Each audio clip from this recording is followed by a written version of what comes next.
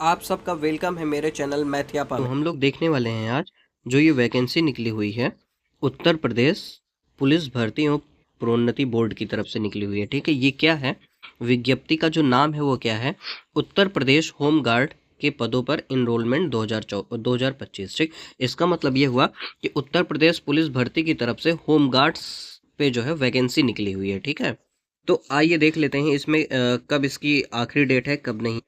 जो आवेदन करने की तिथि है वो प्रारंभ है 18/11/2025 से लेकर के जो अंतिम तिथि है 17/12/2025 तक है। ठीक, और आवेदन शुल्क करने की जो तिथि है 18/11/2025 से लेकर के 17/12/2025 तक है। मतलब कोई भी एक्स्ट्रा दिन नहीं दिया गया है आपको आवेदन शुल्क जो है जमा करने की।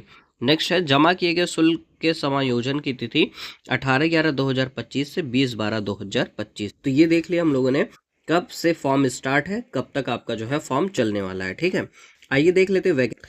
ये देख सकते हैं हम लोग जो होम गार्ड हैं पुरुष और महिला दोनों के लिए जो है जनपदवार पदों का जो है श्रेणी का जो विवरण दिया गया है वो देख सकते हैं हम लोग। ठीक है, सबसे पहले टोटल मिला करके आप देख सकते हैं इसमें कि जो है आपके पास 75 जिले हैं। ठीक ना, यूपी में कितने जिले हैं, टोटल 75 जिले हैं। तो 75 जिलों के लिए जो है ये जो है वैकेंसी निकली हुई है। ठीक है, आइए देखिए, पहले नंबर आगरा में जो है 1232 वैकेंसी है, फिरोजाबाद में जो है 484 है, मैनपुरी में 383 है, मथुरा में 489 है, अलीगढ़ में 853 है, एटा में जो है 329 है, हाथरस, कासगंज, बरेली, बदायूं, पीलीभीत, शाहजहांपुर में इस तरीके से जो है आपकी वैकेंसी ये दी गई। ठीक, इसको जो है आपको जो है ये वैकेंसी को जो है बांट भी रखा है इन्होंने, जनरल वालों के लिए है ये आपकी, ठीक है ना, SC ST के लिए, OBC के लिए और EWS वालों के लिए जो है अलग से इन्होंने जो है इसको कैटेगराइज कर रखा है। ठीक, इस तरीके से आप देख सकते हैं कि जो है 75 जिलों में जो है टोटल वैकेंसी कितनी कितनी है, आप देख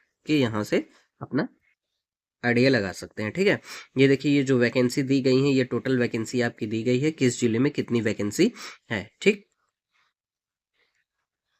ये देखिए ये कुछ वैकेंसी आपके पास इधर भी है, ये देखिए यहाँ पे भी वैकेंसी। तो टोटल जो वैकेंसी है वो कितनी है, 41,424 वैकेंसी जो है टोटल वैकेंसी आई हुई है।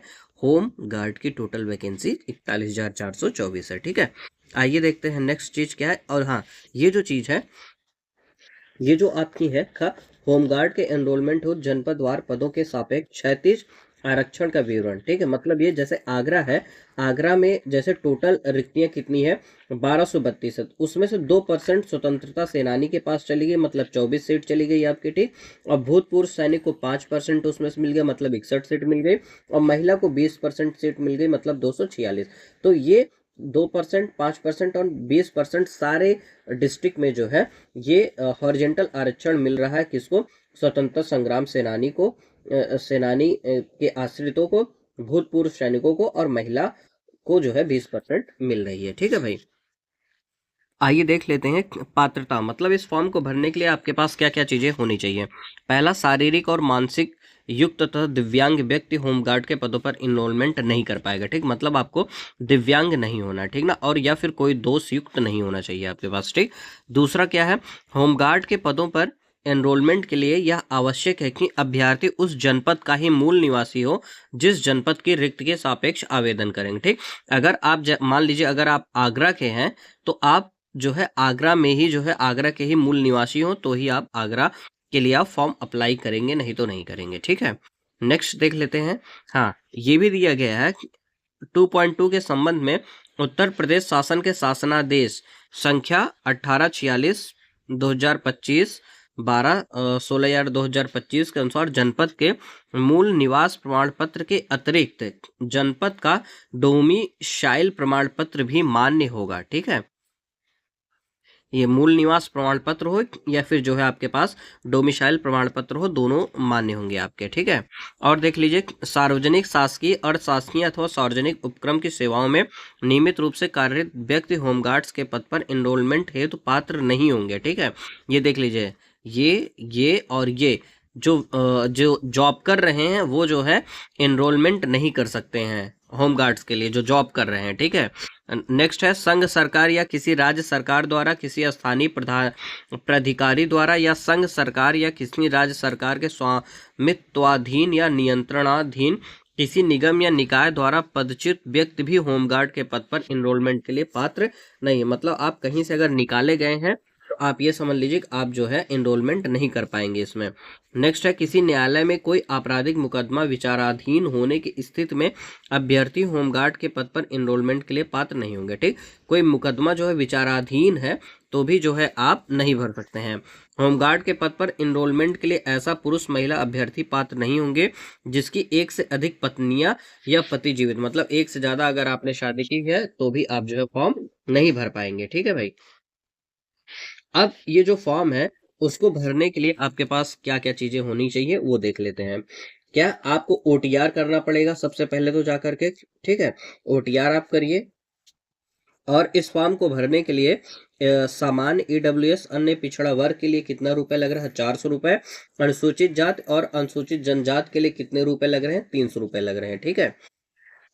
नेशनलिटी क्या होनी चाहिए, भारत का नागरिक हो, ठीक। तिब्बती शरणार्थी हो जो भारत का स्थायी निवास के अभिप्राय से 1 जनवरी 1962 के पूर्व भारत आ गया हो, ठीक। और ये स्टेटमेंट आपके पास है। ग वाली भारतीय उद्भव का ऐसा व्यक्ति हो जिसने भारत में स्थायी निवास करने अभिप्राय से पाकिस्तान, म्यांमार, श्रीलंका या किसी पूर्व अफ्रीकी देश, Korea, Uganda, United Republic, Tanzania से प्रव्रजन किया हो, ठीक है।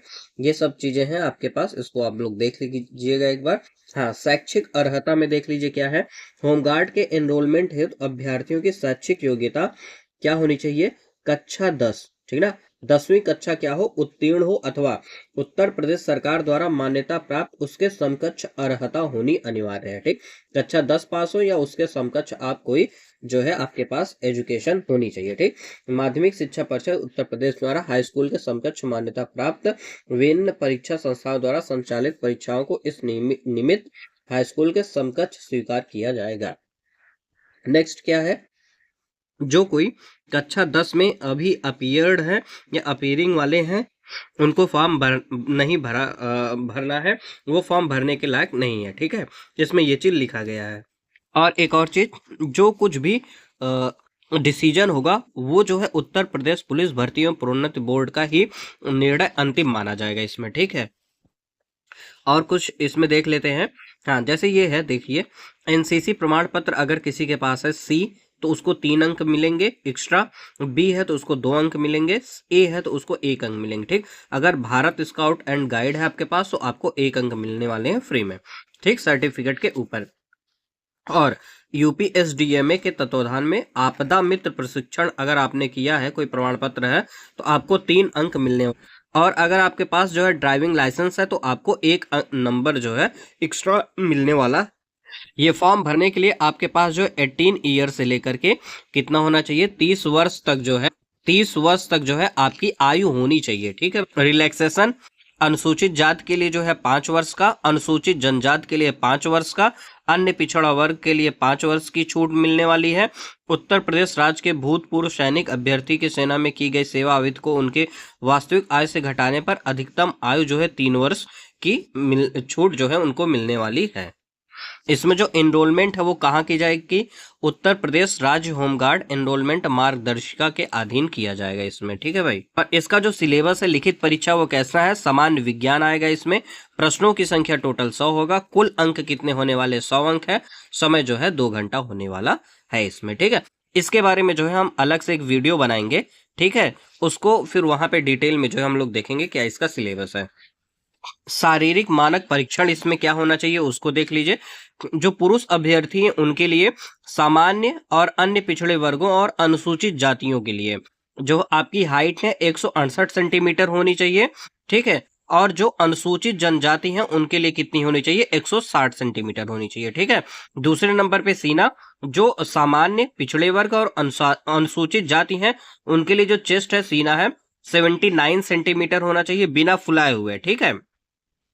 और कम से कम जो है फुलाने के बाद 84 सेंटीमीटर जो है होना चाहिए, ठीक। अनुसूचित जनजाति के लिए 77 सेंटीमीटर बिना फुलाए हुए, और फुलाने के बाद जो है 82 सेंटीमीटर होना चाहिए, ठीक है। और कम से कम 5 सेंटीमीटर आपको सीना फुलाना अनिवार्य है इसमें भाई, यही शारीरिक मानक परीक्षण है। अब महिलाओं के लिए देख लीजिए, महिलाओं के लिए सामान्य, पिछड़ा वर्ग और अनुसूचित जातियों के लिए 152 सेंटीमीटर होनी चाहिए, अनुसूचित जनजातियों के लिए 147 सेंटीमीटर हाइट होनी चाहिए। और दूसरा इसमें क्या है, वजन है। महिला अभ्यर्थियों के लिए न्यूनतम कितना वजन होना चाहिए, 40 केजी जो है आपका वेट होना चाहिए। इसमें जो कुछ भी सूचना आएगी वो उत्तर प्रदेश पुलिस भर्ती और प्रोन्नति बोर्ड के वेबसाइट पे आपको चीजें दिख जाएंगी, ठीक। इसमें देखिए शारीरिक दक्षता परीक्षा क्या है। जो पुरुष है, मेल कैंडिडेट, ठीक है, जो मेल कैंडिडेट है उनको 4.8 किलोमीटर की दौड़ लगानी है, 28 मिनट में लगानी है, ठीक है। और जो फीमेल है, फीमेल उनके लिए क्या करना है, 2.4 किलोमीटर की दौड़ 16 मिनट में लगानी। क्या है, मेल के लिए 4.8 किलोमीटर 28 मिनट में, फीमेल के 2.4 16 मिनट में जो है दौड़ लगानी। और इस EWS कैटेगरी में आवेदन करने के वर्ष के पूर्व वर्ष की जो आय है 8 लाख रुपए से कम हो, ठीक है, तभी आपको जो है आर्थिक रूप से कमजोर वर्ग EWS का जो है 10% मिलेगा। और उसके साथ साथ ये जो आपके पास ये जो सूचना दी गई 31 अगस्त 2020 में जो विहित शर्त है उसको भी आप पूरा करेंगे, तब जाकर के आप EWS कैटेगरी में नामित किए जाएंगे, नहीं तो नहीं। और हाँ, ये जो EWS का जो सर्टिफिकेट है कब से कब तक बना होना चाहिए, जो ये वित्तीय वर्ष चल रहा है आपका 1/4/2025 से लेकर के जब तक आपकी आखिरी डेट है इस फॉर्म को भरने की, तब तक के बीच में EWS सर्टिफिकेट आपका बना होना चाहिए, तभी आपका वो मान्य होगा, ठीक है। कुछ ऐसा इन्होंने लिखा हुआ है, ठीक है। ये रिजर्वेशन दिया गया, अनुसूचित जात को 21%, अनुसूचित जनजाति को 2%, अन्य पिछड़ा वर्ग को 27%, EWS को 10% ये जो है लाभ मिलने वाला है आरक्षण वाला। स्वतंत्रता संग्राम सेनानी के आश्रित को 2%, भूतपूर्व सैनिक को 5%, महिला को 20% आरक्षण मिलेगा, जिसका जिक्र मैंने पहले कर।